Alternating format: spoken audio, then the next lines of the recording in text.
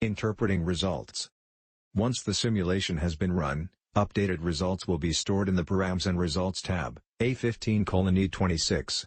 The interpretation of results should now be done by reading the mean columns C and D.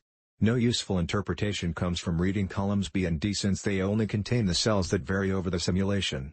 In other words, B and D column cells only show one iteration at a time, whereas columns C and E now contain summarized information of the previously run simulation. They contain the summarized information of 10,000 different iterations.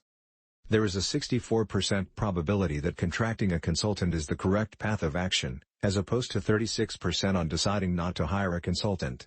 The expected value, or cost, of making such a decision would be $21,752, in contrast to a total expected cost of $30,150 if the decision were not to contract the field consultant.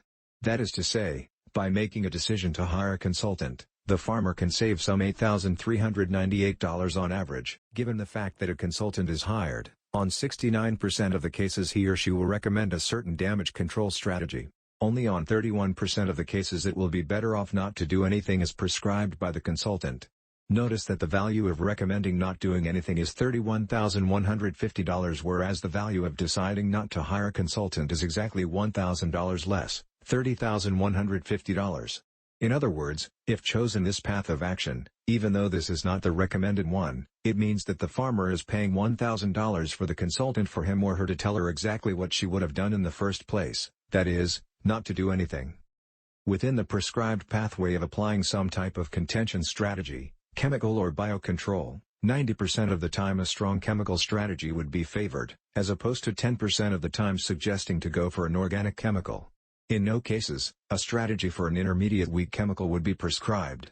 As a matter of fact, the weak chemical strategy has the highest value, cost, of all possible strategies, at an expected value of $36,714. In no case whatsoever, after 10,000 iterations, a biocontrol strategy was prescribed, since its value will always be higher than an alternative chemical strategy.